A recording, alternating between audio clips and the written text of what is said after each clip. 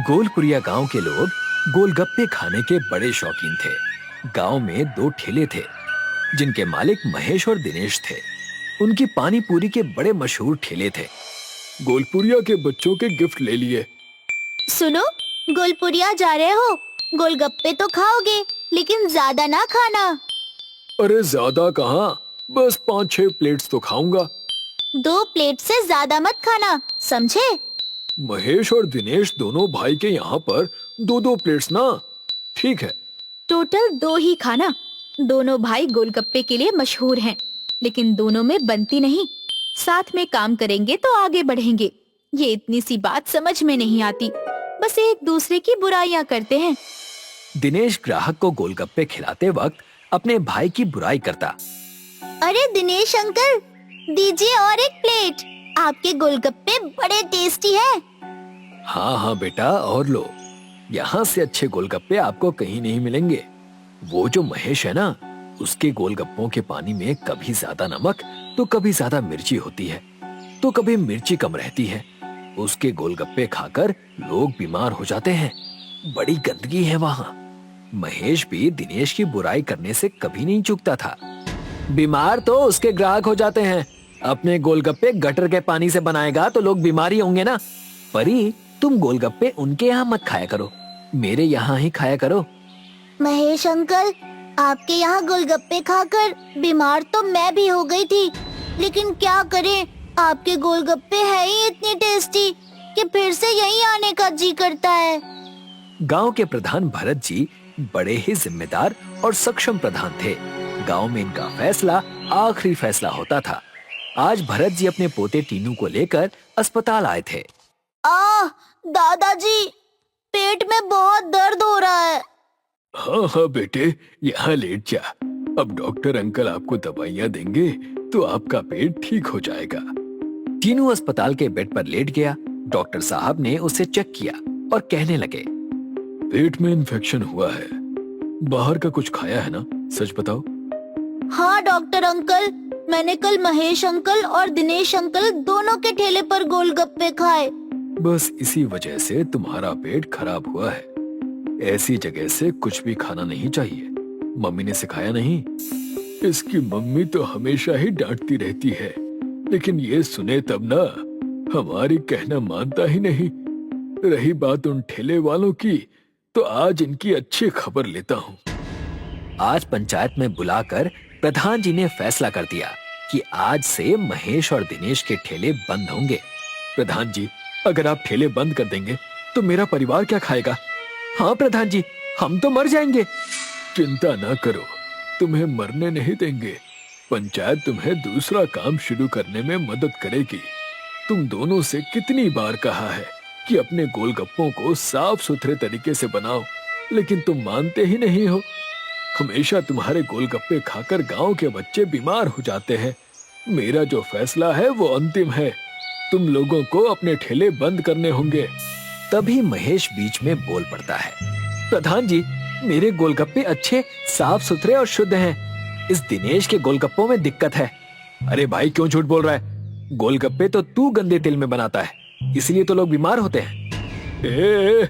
तुम लोग झगड़ा मत करो, मेरा फैसला अंतिम है, इसमें बदलाव नहीं होगा। महेश के घर मातम छाया हुआ था।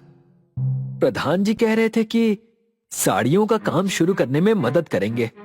अरे, साड़ियों का काम करके क्या ही करें? इतना अच्छा काम चल रहा था, उसे कैसे बंद कर दिया?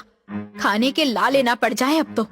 दिनेश के घर पर भी उसकी बीवी ने उससे नाराजगी से कहा, अब तो लगता है सब खत्म है। मेरी ही गलती है। थोड़ा साफ सफाई का ख्याल रखा होता तो आज ऐसा ना होता। साड़ियों का काम है, लेकिन करना तो पड़ेगा, और कोई चारा भी नहीं है। घर का खर्चा, बच्चों की स्कूल की फीस और कितने ही खर्चे हैं, कैसे ही पूरे होंगे? अब करना तो पड़ेगा। पंचायत के फैसले के विरुद्ध भी तो नहीं जा सकते। मुझे एक मौका मिल जाए अपनी गलती सुधारने का, तो मैं अपने गोलगप्पे साफ सुथरे तरीके से बनाऊंगा और प्रधान जी को शिकायत का मौका फिर कभी नहीं दूंगा। लेकिन यहाँ क्रिसमस की छुट्टियों में बच्चे गोलगप्पे ना मिलने की वजह से कुछ ज्यादा ही परेशान थे। क्रिसमस की छुट्टियां हैं, लेकिन कुछ भी मजा नहीं आ रहा है। मजा कैसे आएगा? गांव में गोलगप्पे नहीं है। टीनू, तेरे दादाजी ने महेश और दिनेश अंकल के ठेले बंद कर दिए हैं। अरे, तो वो साफ सफाई नहीं रखते थे, इसीलिए बंद करवा दिए। मैं बीमार हो गया था। ऐसे कैसे बीमार हो गया था? मुझे तो कुछ नहीं होता है। तुझे कुछ नहीं होता तो मैं क्या करूं? उनके ठेले तेरे दादाजी ने क्यों बंद करवाए? अरे तुम लोग लड़ो मत। लगता है हमारी क्रिसमस की छुट्टियां ऐसे ही वेस्ट हो जाएंगी, मजा ही नहीं आएगा। काश सांता क्लॉज होता तो हम उनसे गिफ्ट में महेश और दिनेश अंकल के गोलगप्पे ही मांगते। सैंटा अपने घर में बच्चों की बातें सुन रहा था। उसकी क्रिसमस के मौके पर गोलपुरिया जाने की तैयारियां चल रही थी। साथ में खड़ी एंजल ने सैंटा से कहा, सुना आपने? गोलपुरिया गांव में बच्चे गोलगप्पे ना मिलने से परेशान हैं। उनकी क्रिसमस की छुट्टियों में वो नाराज रहे, ये तो ठीक ना होगा। मुझसे ये देखा नहीं जा रहा है। मुझे जल्द से जल्द कुछ करना होगा। मैं आज ही गोलपुरिया गांव में जाता हूँ। सैंटा क्लॉज जब बच्चों के पास आया तो उसने बच्चों से कहा, बच्चों, तुम्हें इस तरह से देखकर मैं काफी दुखी हूँ, इसीलिए मैं तुम्हारे लिए ये गिफ्ट लाया हूँ। नहीं, हमें चॉकलेट्स, खिलौने, ये गिफ्ट नहीं चाहिए। हाँ सैंटा, हमें ये सब गिफ्ट्स नहीं चाहिए। मुझे पता है तुम्हें क्या चाहिए। सैंटा ने अपने गिफ्ट की थैली निकाली और उसमें से एक जादुई मटका निकाला। ये देखो, ये जादुई मटका है। इसमें बोलने वाले गोलगप्पे हैं। तुम्हारे गांव के महेश और दिनेश दोनों ही अच्छे गोलगप्पे बनाते हैं, लेकिन गोलगप्पे बनाते वक्त साफ सफाई नहीं रखते, जिसकी वजह से तुम लोग बीमार होते हो। मैं एक काम करता हूँ, बोलने वाले गोलगप्पे उनकी दुकान के गोलगप्पों में मिला देता हूँ, और जब भी तुम ये बोलने वाले गोलगप्पे खाओगे तो ये तुम्हें बताएगा कि महेश या दिनेश ने गोलगप्पे बनाते वक्त साफ सफाई रखी थी या नहीं। इससे तुम्हारे गांव में फिर से गोलगप्पे मिलने लगेंगे और कोई बीमार भी नहीं होगा। वाह, ये तो कमाल है। सैंटा ने महेश और दिनेश के घर जाकर उनके गोलगप्पों में अपने बोलने वाले गोलगप्पे मिला दिए। अब जब भी कोई इन गोलगप्पों को खाएगा तो कमाल हो जाएगा। हो हो। बच्चों ने सैंटा की बात भरत जी को बताई। उनको पहले तो यकीन ना हुआ। फिर टीनू ने उनसे कहा, दादाजी, हमारी बातों पर यकीन करो। सच में सैंटा बोलने वाले गोलगप्पे दिनेश अंकल और महेश अंकल के ठेले पर रखने वाला है। जो हमें गोलगप्पे खाना चाहिए या नहीं ये बताएंगे। प्लीज दादाजी, आप एक बार दिनेश और महेश अंकल की टेस्ट लो। हमें भी पता चलेगा कि गोलगप्पे सच में बोलते हैं या नहीं। अरे हाँ हाँ, ठीक है। टीनू, तुम इतनी जिद कर रहे हो तो एक बार दिनेश और महेश के ठेले पर गोलगप्पे खाकर देखते हैं। आ जाओ। भरत जी की अनुमति पर महेश और दिनेश ने अपने ठेले खोले। टीनू, परी और रानी ने गोलगप्पे खाने के लिए हाथ में प्लेट ली। महेश अंकल, जल्दी से हमें गोलगप्पे दो ना। आपके गोलगप्पे खाने का बड़ा जी कर रहा था। अरे हाँ हाँ, ये लो बेटा, बताओ कैसे हैं? टीनू ने गोलगप्पा मुंह में डालने के लिए उठाया तो गोलगप्पे की आवाज सुनकर सब चौंक गए। रुक जाओ, मुझे मत खाओ।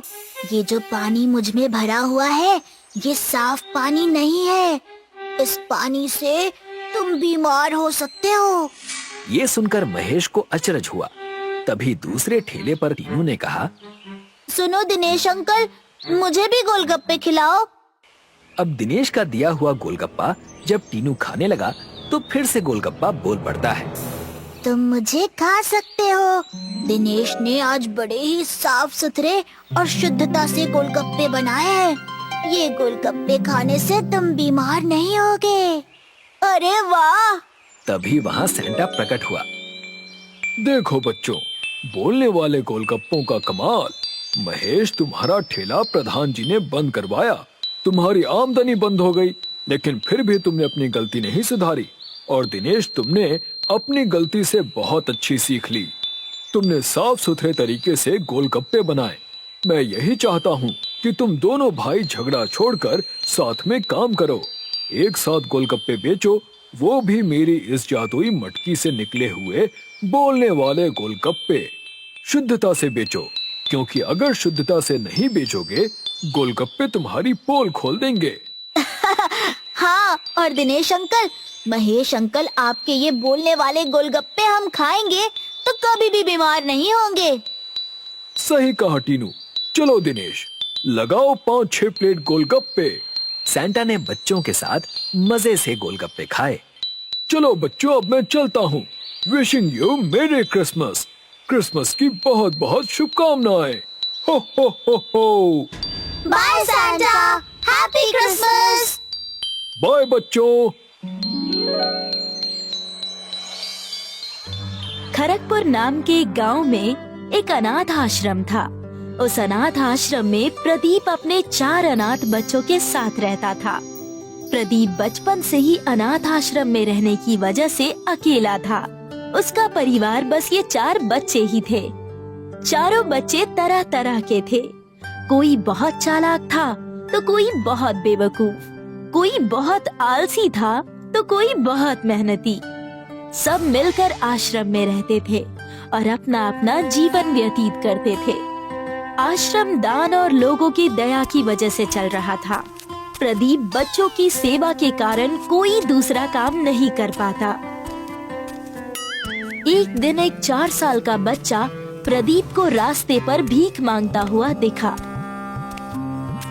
प्रदीप उस बच्चे को आश्रम ले आया। 4 साल के सिद्धार्थ को जब आश्रम के दूसरे बच्चे यानी अमन, परम, प्रेरणा और अनामिका ने देखा तो वो बहुत खुश हो गए। उन बच्चों में सबसे बड़ी थी अनामिका, जो समझदार थी। प्रदीप काका, अब हमें एक और बच्चे सिद्धार्थ के पढ़ाई और उसके परवरिश के बारे में सोचना होगा। लगता है मुझे कुछ काम करना होगा, क्योंकि लोगों का अब दान धर्म से विश्वास उठ चुका है। हमें ही कुछ न कुछ करना होगा। अनामिका बेटा, मैं सोच रहा हूँ कि मैं कुछ दिनों के लिए शहर चला जाऊँ। अगर आप चले जाएंगे तो आश्रम को संभालेगा कौन? अनामिका के इतना कहते ही वहाँ पर परम और प्रेरणा झगड़ते हुए आ गए। दे दे, ये मेरा ब्रेड है, इसे मैंने संभाल के रखा था। तुमने इसे संभाल के नहीं, चुरा के रखा था। ये मेरा ही है। कल रात इसे मैंने बचा कर रखा था। चुप हो जाओ तुम दोनों। रोज रोज झगड़ा करना अच्छी बात नहीं है। अगर ऐसे ही झगड़ते रहोगे तो तुम दोनों को आज रात का खाना नहीं मिलेगा। लेकिन दीदी, परम ने मेरा ब्रेड ले लिया। मैं तुम्हें दूसरा पूरा नया वाला खरीद कर लाकर दूंगी। अब चुप हो जाओ। और दीदी, आप मुझे नहीं देंगी? सारी बातें खत्म हो ही रही थी कि वहाँ पर सिद्धार्थ आ गया। सिद्धार्थ को देखते ही, ये लो छोटे उस्ताद, ये मैंने तुम्हारे लिए बचा के रखा है। थैंक यू भैया। प्रदीप ने सारे बच्चों को शांत किया और उन्हें खाना खाने के लिए कहा। तभी वहाँ अमन आया। प्रदीप अंकल, 2 दिन बाद क्रिसमस है ना, सैंटा क्लॉज हमें क्या गिफ्ट देंगे? सैंटा क्लॉज उन बच्चों को ही गिफ्ट देते हैं जो बुरे काम नहीं करता, जो बच्चे शरारत नहीं करते, जो बच्चे अपनी पढ़ाई और अपना होमवर्क सही समय पर करते हैं, उन्हें गिफ्ट मिलता है। और तुम सब मस्तीखोर हो, तुम्हें कोई गिफ्ट नहीं मिलेगा। लेकिन मैं पिछले कुछ दिनों से कोई मस्ती और गलत काम नहीं कर रहा। मैं मन लगाकर पढ़ाई कर रहा हूँ। मुझे सैंटा जरूर गिफ्ट देंगे। अरे ये सब बस कहानी होती है, असल में ये सब कभी नहीं होता। खाना खत्म करते ही अनामिका ने प्रदीप से घर के राशन के बारे में बोला। प्रदीप अंकल, हमारे पास बस कल तक का ही राशन बचा है। कई दिनों से लोगों ने कोई मदद नहीं की है और परसों क्रिसमस भी है। सारे बच्चे इंतजार कर रहे हैं। थोड़े राशन और केक मंगवा दीजिए ना प्लीज। अरे हाँ, तुम इसकी चिंता मत करो, मैं इसका कोई उपाय निकालता हूँ। प्रदीप घर से निकल जाता है। राशन और बच्चों की खुशी के कारण वो बाजार जाकर उधारी में राशन लेने की सोचता है। एक चोर एक पर्स लेकर भाग रहा था। वो चोर प्रदीप से टकरा जाता है और उसका सामान वहीं गिर जाता है। तभी चोर के पीछे भाग रहे लोग प्रदीप के पास सामान देखकर प्रदीप को ही चोर समझने लगते हैं। प्रदीप को चोर समझकर लोगों ने प्रदीप को पुलिस के हवाले कर दिया। नहीं, मुझे छोड़ दो, मैं बेकसूर हूँ। मेरे बच्चे घर पर मेरा इंतजार कर रहे हैं, मुझे जाने दो। प्रदीप को पुलिस स्टेशन ले जाकर बंद करा दिया।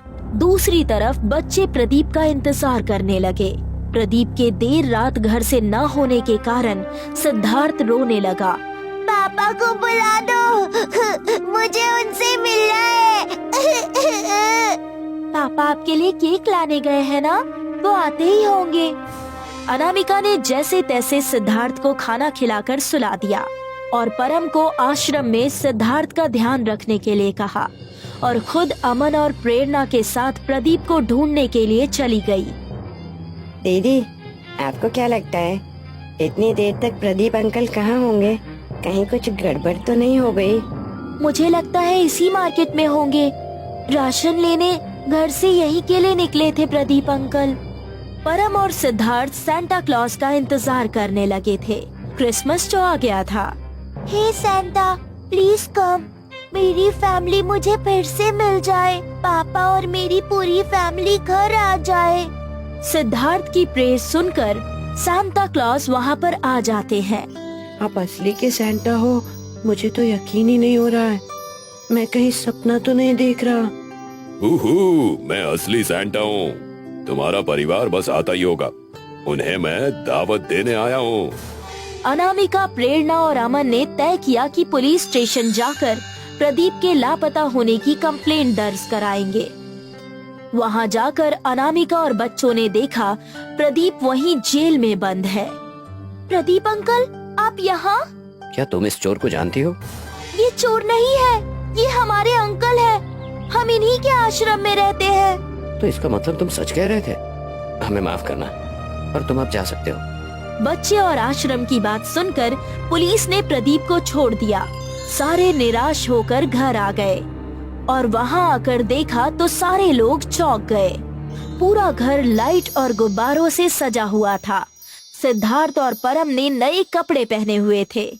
आने में थोड़ी देर कर दी आप लोगों ने। ये लीजिए, ये रही आपकी दावत और कुछ सामान, पूरे साल भर का राशन और सारे बच्चों के गिफ्ट्स भी। हमें तो यकीन ही नहीं हो रहा है। Thank you Santa. सैंटा। अब मैं कभी मस्ती नहीं करूँगा। सच्चा बच्चा बनकर आपका अगले साल भी इंतजार करूँगा। वाओ, इतने सारे gift. Thank you Santa clause. चलो बच्चों, अब दूसरे बच्चे मेरा इंतजार कर रहे हैं। मुझे उनके पास जाना है। सैंटा अपनी हिरन की सवारी लेकर चले गए। पूरे परिवार ने जमकर दावत की और बच्चे आश्रम में खुशी खुशी रहने लगे।